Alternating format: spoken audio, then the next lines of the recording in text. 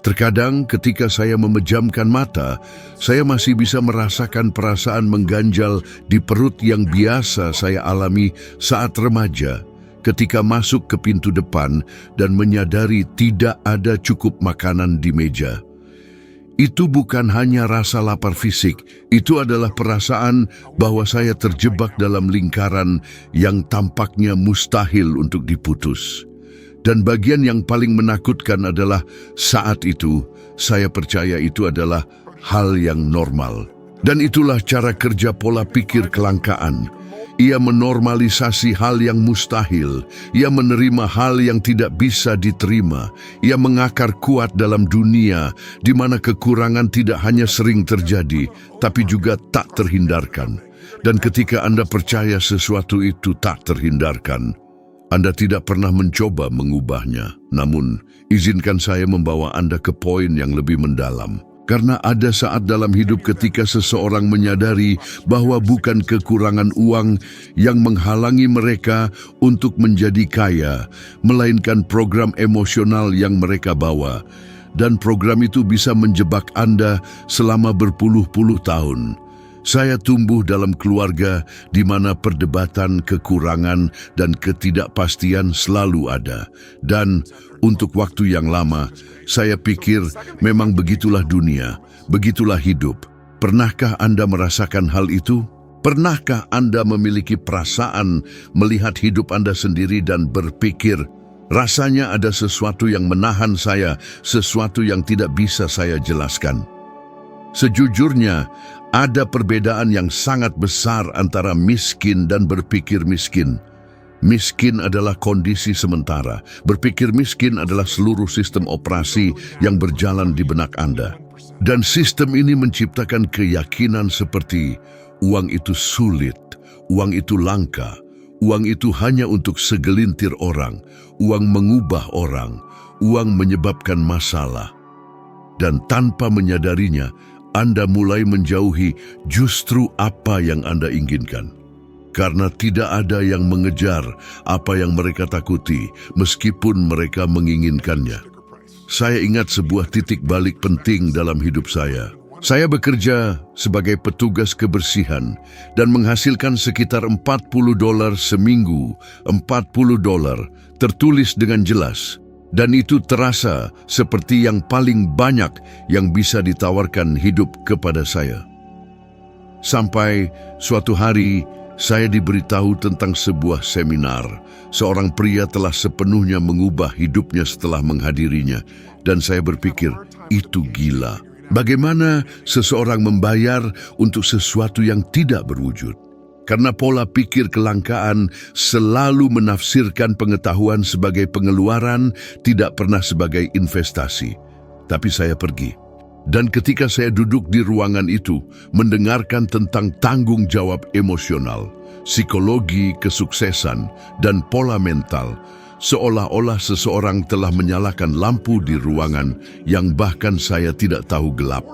Itulah mengapa saya mengatakan, seseorang yang berpikir miskin tidak akan pernah kaya karena uang hanyalah konsekuensi dari identitas Anda. Jaringan saraf Anda bereaksi terhadap keyakinan Anda. Ada penelitian yang menunjukkan orang yang memandang uang dengan ketakutan atau rasa bersalah mengaktifkan area ancaman di otak, sementara orang yang melihat peluang mengaktifkan area untuk perencanaan, fokus, dan pengambilan keputusan. Dengan kata lain, sebelum mencapai, Anda harus percaya bahwa Anda diizinkan untuk mencapai. Dan mari kita perjelas sejak awal. Tidak ada kekayaan yang berkelanjutan tanpa pergeseran identitas. Itu tidak mungkin. Anda tidak bisa menjadi penyintas di dalam dan berharap menjadi pencipta di luar. Dan itulah mengapa kita melihat orang-orang yang memenangkan jumlah yang sangat besar, ribuan atau jutaan dolar dalam lotere, dan beberapa tahun kemudian mereka lebih bangkrut dari sebelumnya, karena uang memperkuat siapa mereka sebenarnya, bukan siapa yang mereka inginkan. Sekarang, katakan pada saya, berapa kali Anda menyabotase diri sendiri karena Anda percaya Anda tidak mampu? Berapa banyak peluang yang Anda lewatkan karena Anda pikir itu bukan untuk Anda? Berapa kali Anda menginginkan sesuatu, tetapi pikiran Anda mengatakan itu terlalu banyak, itulah yang membunuh impian, itulah yang menjebak orang-orang brilian dalam kehidupan yang kecil. Dan inilah sebuah frasa yang saya ingin Anda ingat selamanya. Uang tidak menciptakan pola pikir. Pola pikir menciptakan uang. Saya memulai perjalanan ini bukan karena saya ingin kaya. Saya ingin bebas. Saya ingin berhenti melihat keluarga saya menderita. Saya ingin memutus siklus emosional yang telah mendominasi generasi sebelum saya. Dan tepatnya, dalam proses inilah saya menemukan sebuah kebenaran yang kuat. Anda tidak menjadi kaya saat Anda menghasilkan uang. Anda menjadi kaya saat Anda memahami mengapa Anda pantas mendapatkannya. Dan sebelum kita beralih ke bagian kedua, saya ingin meninggalkan Anda dengan refleksi mendalam. Jika hari ini Anda bangun tanpa batasan mental apapun, tanpa ketakutan, tanpa rasa tidak aman, tanpa keyakinan yang diwarisi, akan seperti apa kehidupan finansial Anda? Akan seperti apa pilihan Anda? Akan seperti apa kekuatan Anda, keputusan Anda, keberanian Anda? Sebagian besar orang tidak pernah menjawab pertanyaan itu, dan itulah mengapa mereka tidak pernah maju.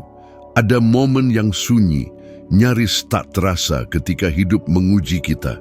Saat itulah Anda akan membuat keputusan yang mengubah segalanya, tetapi suara lama di dalam diri Anda mencoba menarik Anda kembali. Dan itulah suara yang harus saya perjuangkan selama bertahun-tahun. Karena berpikir miskin bukanlah kekurangan, itu adalah pengkondisian. Itu lahir dari lingkungan Anda, pengalaman Anda, rasa sakit Anda, tapi untuk tetap berada di dalamnya, itu adalah pilihan. Dan video ini adalah tentang membuat pilihan yang berbeda. Saya menyadari sejak dini bahwa pola pikir kelangkaan memiliki perilaku khusus. Ia bereaksi terhadap dunia, ia tidak menciptakan dunia.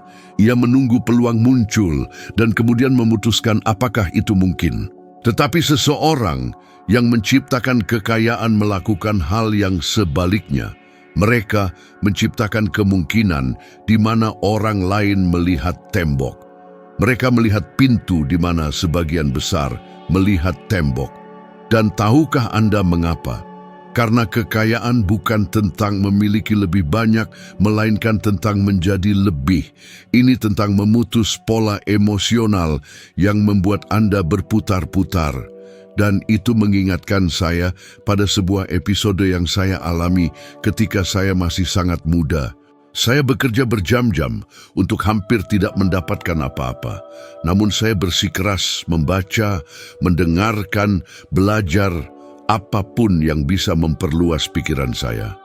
Suatu hari, saya bertemu seorang pria yang bertanya kepada saya, mengapa saya menginvestasikan begitu banyak waktu untuk belajar, padahal saya tidak punya uang sama sekali. Jawaban keluar dari mulut saya bahkan sebelum saya menyadarinya, karena jika saya tidak tumbuh di dalam, tidak ada yang akan tumbuh di luar.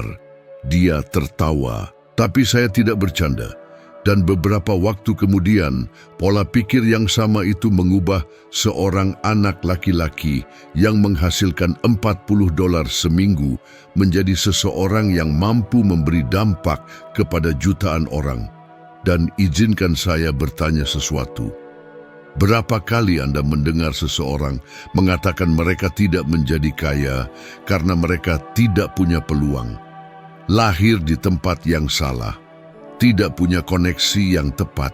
Frasa-frasa ini terdengar seperti pembenaran, tetapi itu adalah penjara emosional, penjara mental. Dan yang paling menyakitkan adalah bahwa mereka justru menjebak mereka yang paling membutuhkan kebebasan. Saya belajar bahwa dunia tidak membagi orang menjadi mereka yang bisa dan mereka yang tidak bisa. Ia membagi mereka menjadi mereka yang memutuskan dan mereka yang menunggu. Dan menunggu adalah pemborosan terbesar yang bisa dilakukan seseorang. Dan inilah sebuah frasa untuk menandai bagian ini. Orang yang berpikir miskin mencari alasan. Orang yang berpikir kaya mencari arah.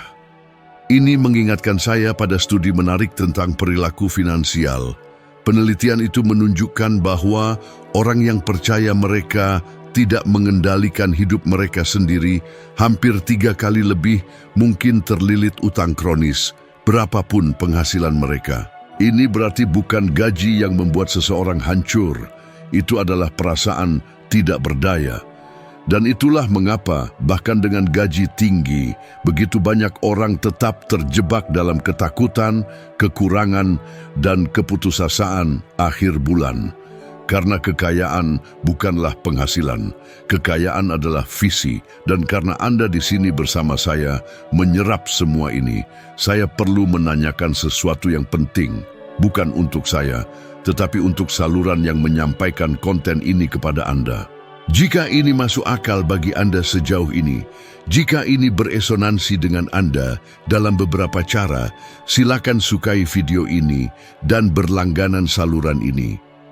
Gerakan sederhana ini memastikan bahwa lebih banyak orang menerima konten ini, memperkuat kerja mereka yang memproduksinya, dan menjamin bahwa pesan semacam ini terus sampai kepada Anda. Ini secara harfiah adalah salah satu dari sedikit cara nyata untuk mendukung sesuatu yang mengubah kehidupan.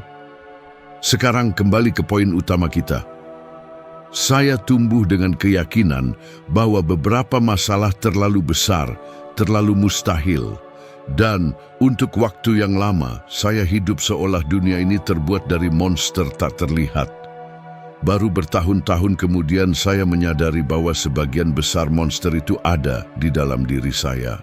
Itu adalah ketakutan yang diwarisi, ketidakamanan yang sebenarnya bukan milik saya, batasan yang saya pelajari tanpa menyadarinya. Pernahkah Anda merasakan ini? Pernahkah Anda memergoki diri sendiri, mengulang pola yang Anda benci? Pernahkah Anda menyadari bahwa terkadang bukan hidup yang menahan Anda, tapi Anda sendiri, dan bagian terburuknya adalah pola pikir kelangkaan menciptakan narasi abadi tentang bertahan hidup. Ia mengatakan, Anda tidak bisa berinvestasi, tidak mungkin mengambil risiko, Anda tidak bisa bermimpi, Anda tidak bisa berubah. Ia membunuh masa depan apapun, bahkan sebelum Anda mengambil langkah pertama. Tetapi ketika Anda memutus narasi itu, dunia meluas, dan saya harus mempelajari ini dengan cara yang sulit. Masih muda, saya mengalami salah satu momen paling traumatis dalam hidup saya, sebuah adegan yang begitu intens, sehingga membentuk seluruh visi saya tentang siapa yang ingin saya menjadi.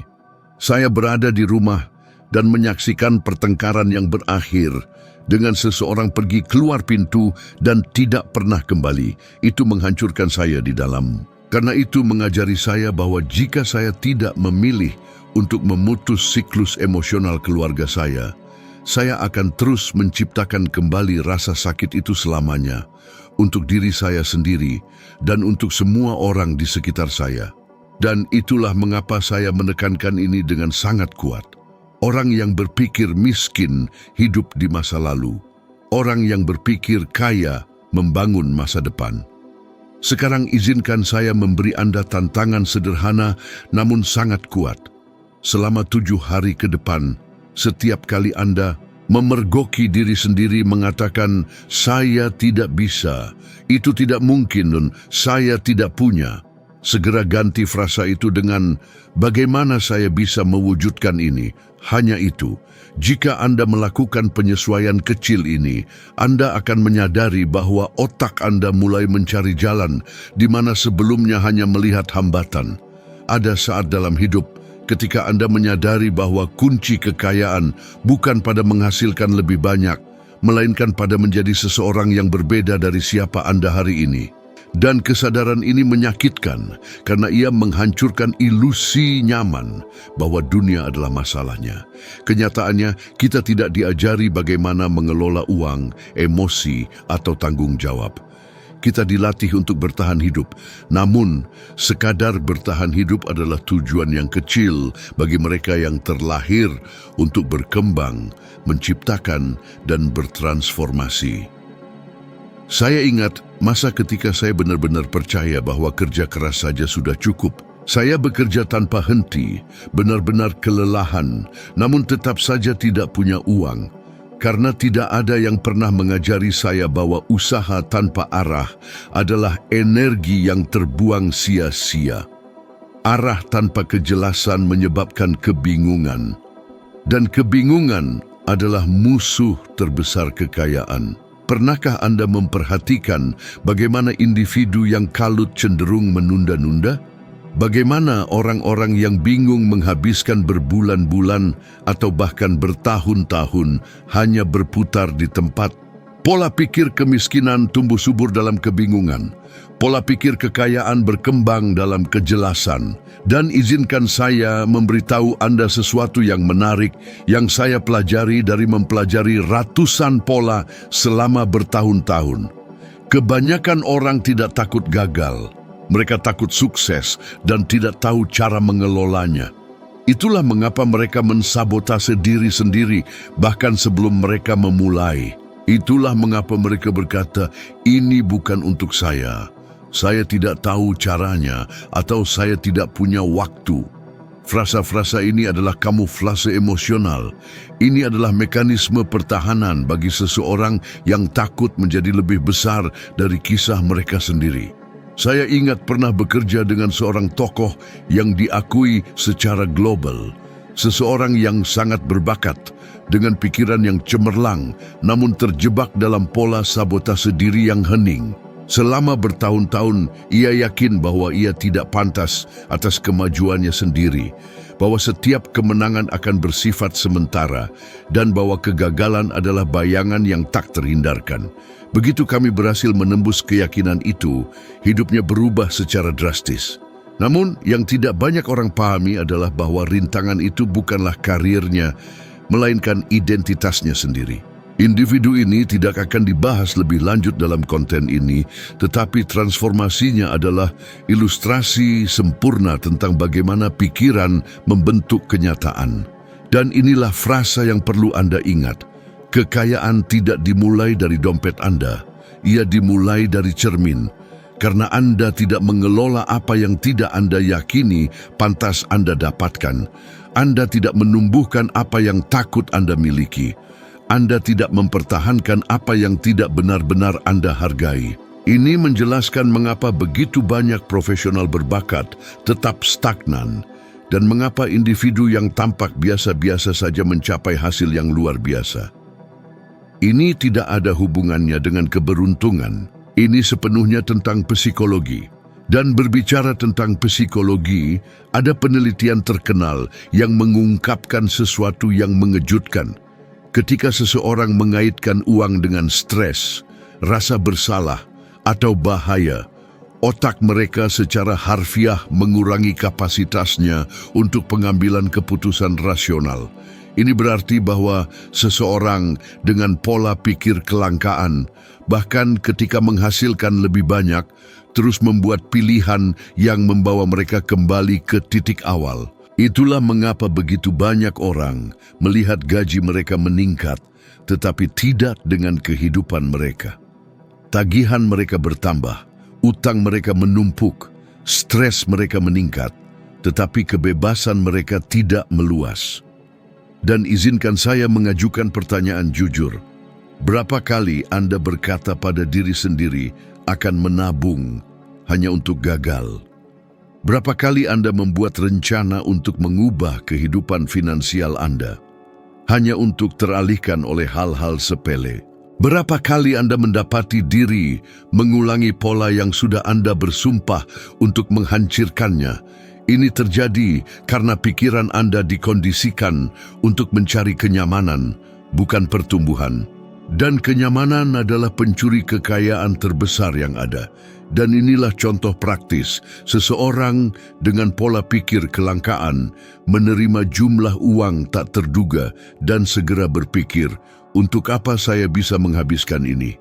Seseorang dengan pola pikir kekayaan menerima jumlah yang sama persis dan mempertimbangkan bagaimana saya bisa melipat gandakan ini. Ini adalah jumlah yang identik, tetapi bukan pola pikir yang sama. Perbedaan ini mungkin tampak kecil, tetapi secara fundamental mengubah segalanya. Ini membentuk masa depan Anda, menentukan standar hidup Anda, dan memutuskan impian mana yang mungkin dan mana yang tetap tidak terjangkau. Dan izinkan saya memberitahu Anda sesuatu yang pribadi.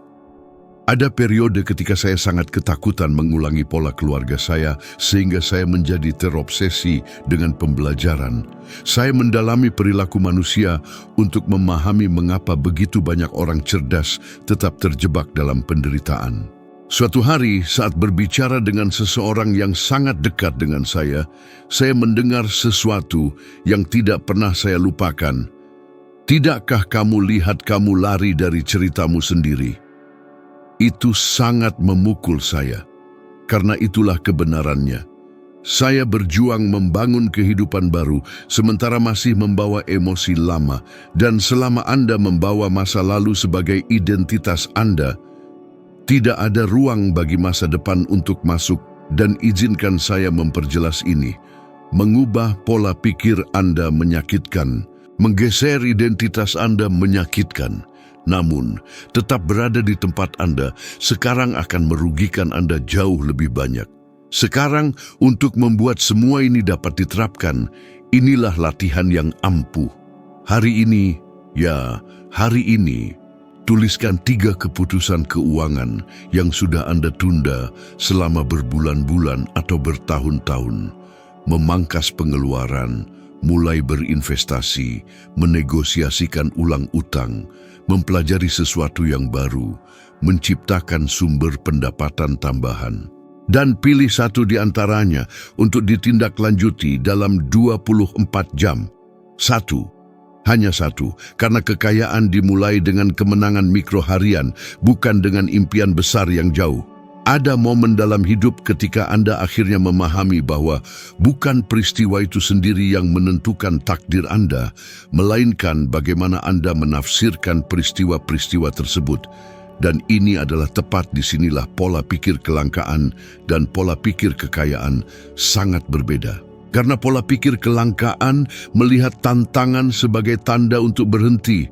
Pola pikir kekayaan menafsirkan tantangan sebagai ujian untuk membuktikan bahwa ia siap untuk tingkat berikutnya.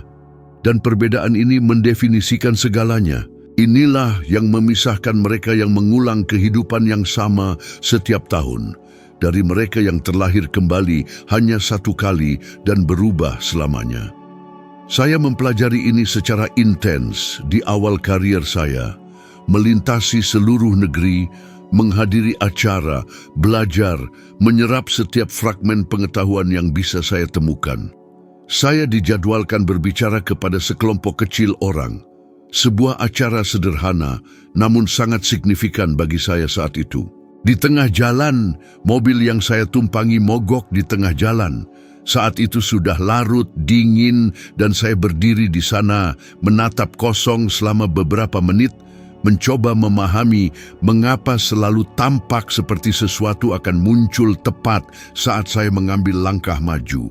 Dan kemudian saya bertanya pada diri sendiri pertanyaan yang menentukan, apa yang ini coba ajarkan kepada saya? Adalah pada saat itu saya menyadari hidup tidak menahan saya, melainkan membentuk saya. Itu mempersiapkan saya untuk sesuatu yang lebih besar. Dan ketika saya akhirnya berhasil mencapai tujuan saya, terlambat berjam-jam kelelahan, benar-benar di luar jadwal, itu menjadi salah satu presentasi yang paling mengubah saya secara mendalam. Karena saya discovering bahwa ketika Anda memilih untuk terus maju, bahkan ketika segalanya menyuruh Anda berhenti, identitas Anda berkembang. Dan identitas yang berkembang menciptakan hasil yang berkembang. Dan izinkan saya bertanya sesuatu yang mendalam. Berapa kali Anda menyerah karena suatu rintangan tampak terlalu berat? Berapa banyak kesempatan yang Anda biarkan luput karena Anda lelah, frustrasi, atau kewalahan? Berapa banyak pintu yang gagal Anda buka karena Anda menunggu segalanya menjadi sempurna? Dan inilah kebenaran yang keras, tetapi membebaskan mereka yang memiliki pola pikir kelangkaan, menuntut kesempurnaan sebelum bertindak. Mereka yang memiliki pola pikir kekayaan, bertindak bahkan sebelum kesempurnaan itu ada. Ini mengingatkan saya pada contoh yang selalu memengaruhi saya secara mendalam dan relevan untuk dibahas di sini karena menggambarkan poin ini dengan tepat. Ada seorang tokoh masyarakat terkemuka, dikenal di seluruh dunia, yang membangun sebuah kerajaan dan kemudian meruntuhkannya dengan tangannya sendiri. Ia memiliki akses ke peluang luar biasa, tetapi gagal memperbarui pola pikirnya. Ia percaya kekayaan adalah sumber daya tak terbatas, bahwa ketenaran menjamin stabilitas dan status akan membuatnya tak terkalahkan. Hasilnya, utang, hilangnya aset, keruntuhan emosional, dan kejatuhan publik yang menjadi berita utama global. Masalahnya bukan terlalu banyak uang, melainkan terlalu sedikit pola pikir. Dan seperti yang sudah Anda tahu, individu ini tidak akan dibahas lebih lanjut dalam konten ini. Dan ada poin krusial kedua yang kebanyakan orang abaikan. Anda tidak akan pernah mencapai kekayaan jika Anda tetap dikelilingi oleh orang-orang yang memvalidasi kelangkaan Anda. Pola pikir kelangkaan mencari kenyamanan emosional dalam pesimisme orang lain. Pola pikir kekayaan mencari lingkungan yang memperluas visinya. Pernahkah Anda memperhatikan ini? Bagaimana orang-orang negatif tampaknya memperkuat ketakutan Anda? Pernahkah Anda mengamati bagaimana orang-orang yang tidak percaya pada diri mereka sendiri mencoba membujuk Anda untuk tidak percaya juga? Dan yang lebih buruk, berapa kali Anda menerima narasi itu? Ada penelitian menarik yang menganalisis kelompok sosial dan discovered bahwa perilaku finansial seseorang sangat dipengaruhi oleh rata-rata 5 orang yang paling sering berinteraksi dengannya. Ini berarti bahwa jika Anda menghabiskan waktu dengan mereka yang berpikir kecil, pikiran Anda secara alami menurunkan ambisinya. Namun, jika Anda mengelilingi diri dengan orang-orang yang bermimpi besar, menciptakan, mengambil risiko, dan berkembang, pikiran Anda akan terangkat ke tingkat yang sama. Itulah mengapa saya katakan, lingkungan bukan hanya tempat Anda tinggal, melainkan siapa Anda nantinya. Dan sekarang, izinkan saya menjadikan ini praktis untuk Anda. Renungkan kembali 30 hari terakhir. Dengan siapa Anda berbagi ide, siapa yang mendengarkan rencana Anda, siapa yang mendorong Anda, siapa yang mengecilkan hati Anda, dan yang terpenting, siapa yang mengangkat Anda, dan siapa yang menjatuhkan Anda. Kebanyakan orang tidak pernah melakukan analisis ini, dan itulah mengapa mereka tidak pernah berubah. Mereka terus mengulangi hubungan, percakapan, dan lingkungan yang memperkuat ketakutan mereka. Namun, kekayaan menuntut keberanian untuk memilih dengan siapa Anda tumbuh. Dan inilah latihan yang sangat ampuh. Selama 3 hari ke depan, sengaja menjauhkan diri dari percakapan apapun yang memicu kelangkaan, keluhan, mentalitas korban, atau pesimisme. 3 hari. Hanya 3 hari. Dan selama periode ini, penuhi pikiran Anda dengan konten yang memperluas visi Anda. Bacaan harian, video transformatif, percakapan dengan pemikir evolusioner. Dampaknya jauh melampaui apa yang Anda bayangkan. Dan sebelum kita melanjutkan ke bagian berikutnya, izinkan saya menguatkan sebuah ungkapan untuk menancapkan semua ini dalam diri Anda. Kekayaan tidak didapat dengan mengubah apa yang Anda lakukan, melainkan dengan mengubah siapa diri Anda. Ada suatu titik dalam perjalanan Anda ketika Anda menyadari bahwa kekayaan sama sekali tidak berhubungan dengan apa yang Anda miliki, melainkan sepenuhnya tentang apa yang Anda bebaskan dari dalam diri. Karena setiap kali Anda mencoba berpegang teguh pada kehidupan lama Anda menghalangi kehidupan baru Anda untuk datang. Dan itulah sebabnya banyak orang menghabiskan waktu berpuluh-puluh tahun terjebak. Ini bukan karena kurangnya keterampilan, kecerdasan, atau potensi. Ini adalah keterikatan pada rasa takut, keterikatan pada cerita-cerita, keterikatan pada identitas yang tidak lagi memberdayakan mereka. Saya ingat betul suatu hari ketika saya di rumah, kelelahan secara emosional, dikelilingi oleh buku, catatan, dan berbagai komitmen. Saya berusaha mencari tahu bagaimana mengambil langkah selanjutnya, bagaimana meningkatkan kapasitas diri saya untuk membantu orang lain. Dan di tengah kekacauan yang sunyi itu, saya merasakan sesuatu pecah di dalam diri saya. Itu bukan rasa sakit, bukan kebingungan, melainkan pembebasan. Saat itulah saya mengerti bahwa untuk berkembang, saya perlu meninggalkan bagian dari diri saya yang percaya bahwa saya harus melakukan semuanya sendiri, bahwa saya harus memikul dunia di pundak saya. Malam itu saya akhirnya memahami kebenarannya.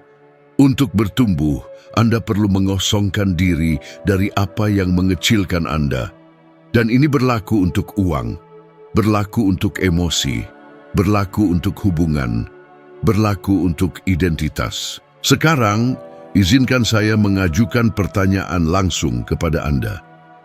Berapa kali Anda menahan diri karena takut kehilangan sesuatu yang jauh di lubuk hati tidak lagi baik untuk Anda? Berapa banyak peluang yang tidak Anda ambil karena Anda mencoba melindungi versi lama dari diri Anda? Berapa banyak impian yang Anda tunda karena Anda masih berpegang pada keyakinan yang bahkan bukan milik Anda sejak awal? Inilah kebenaran yang sesungguhnya. Mereka yang bermentalitas kemiskinan mencoba mempertahankan segalanya. Mereka yang bermentalitas kelimpahan selalu berusaha untuk berevolusi. Dan ini membawa kita pada salah satu rahasia terbesar tentang kekayaan yang hampir tidak pernah dibicarakan siapapun. Uang menyukai pergerakan, uang menyukai aliran, uang menyukai tujuan. Jika Anda menahannya, uang akan pergi. Jika Anda menggerakkannya dengan niat, uang akan berlipat ganda. Dan ada data yang sangat menarik yang mengonfirmasi hal ini. Studi menunjukkan bahwa orang yang memiliki kejelasan tentang tujuan keuangan mereka membuat keputusan hingga 50% lebih cerdas daripada orang yang hidup dalam mode pemadam kebakaran. Ini bukan tentang seberapa banyak yang Anda miliki. Ini tentang seberapa banyak Anda tahu kemana uang itu akan pergi. Kejelasan mengurangi kecemasan. Kejelasan mempercepat hasil. Kejelasan mencegah sabotase diri. Dan izinkan saya menceritakan sesuatu yang sangat pribadi. Selama bertahun-tahun, saya memendam rasa bersalah yang tersembunyi karena ingin menjalani hidup yang berbeda dari yang saya lihat dijalani keluarga saya. Saya takut dianggap sebagai seseorang yang melupakan akarnya atau lupa dari mana ia berasal. Konflik internal ini menguras energi saya untuk waktu yang lama. Namun suatu hari, berbicara pada diri sendiri dengan kejujuran yang brutal, saya mengerti bahwa tidak ada kehormatan dalam mengulangi rasa sakit orang-orang sebelum Anda. Kehormatan sejati adalah untuk berevolusi. Kehormatan sejati adalah untuk memutus siklus. Kehormatan sejati adalah untuk membangun jalan di tempat yang sebelumnya tidak ada. Dan pada saat itu, saya akhirnya menerima bahwa menjadi kaya bukan hanya sekadar keinginan. Itu adalah sebuah tanggung jawab. Karena ketika Anda bertumbuh, Anda juga mengangkat orang lain bersama Anda. Dan itulah yang mengubah dunia. Individu-individu yang memutuskan untuk membebaskan diri dari takdir dan menciptakan takdir baru. Sekarang, izinkan saya memberikan sesuatu yang sangat praktis, mungkin latihan terpenting dari semuanya. Ambil selembar kertas dan tuliskan dalam keheningan dan kejujuran brutal 3 keyakinan tentang uang yang paling sering Anda ulangi dalam beberapa tahun terakhir. Hal-hal seperti, saya tidak pandai mengelola uang itu sulit, saya tidak akan pernah mencapainya. Saya tidak pantas mendapatkannya. Itu bukan untuk saya. Tuliskan semuanya. Lihat setiap keyakinan tersebut dan tanyakan pada diri Anda, apakah pernyataan ini mendekatkan saya pada kehidupan yang saya inginkan atau malah menjauhkan saya? Jika menjauhkan Anda, coretlah, robeklah, gantikan dengan pernyataan lain yang memperluas identitas Anda. Dan ulangi pernyataan baru ini setiap hari, selama 30 hari. 30 hari, ini adalah tantangan utama. Jika Anda melakukannya secara konsisten, sesuatu di dalam diri Anda akan mulai menata ulang dirinya sendiri. Keputusan-keputusan baru akan terasa mungkin. Ide-ide baru akan muncul. Peluang-peluang baru akan terlihat. Bukan karena dunia yang berubah, melainkan karena Anda yang berubah. Dan sebelum kita mengakhiri perjalanan yang telah kita tempuh bersama ini, saya ingin meninggalkan Anda dengan satu pemikiran terakhir, mungkin yang terpenting dari semuanya. Kekayaan bukanlah sebuah tujuan. Kekayaan adalah pilihan setiap hari. Pilihan tentang siapa Anda memutuskan untuk menjadi, pilihan tentang pikiran mana yang Anda beri makan, pilihan tentang batasan mana yang Anda daur ulang, dan batasan mana yang Anda hancurkan. Mereka yang bermentalitas kemiskinan hidup dalam ketakutan. Mereka yang bermentalitas kelimpahan hidup dengan tujuan. Dan pada akhirnya, pertanyaan yang benar-benar penting adalah kehidupan seperti apa yang akan Anda pilih untuk ciptakan mulai sekarang. Sebelum melanjutkan aktivitas Anda hari ini, saya ingin Anda melakukan satu hal sederhana, namun dahsyat. Pikirkan seseorang yang benar-benar Anda kagumi, seseorang yang Anda tahu memiliki potensi raksasa di dalam dirinya, mungkin lebih besar dari yang mereka sendiri sadari. Sekarang, bayangkan orang ini menerima pesan persis seperti yang Anda dengar di sini. Bayangkan dampak yang bisa ditimbulkannya pada energi, kejelasan, dan jalan hidup mereka. Jika pemikiran itu membuat Anda teringat seseorang, maka jangan abaikan intuisi itu. Terkadang yang dibutuhkan seseorang hanyalah sebuah percikan, dan Anda bisa menjadi percikan itu hari ini. Bagikan ini kepada mereka, bukan sebagai video untuk ditonton, melainkan sebagai sebuah isyarat. Sebuah cara untuk mengatakan, "Hei, saya percaya pada Anda, karena pada akhirnya itulah yang mengubah hidup." Koneksi nyata yang dibuat dengan niat tulus. Mari kita maju. Level berikutnya sudah memanggil Anda, dan dampak yang Anda berikan pada orang-orang di sekitar Anda juga merupakan bagian dari perjalanan ini.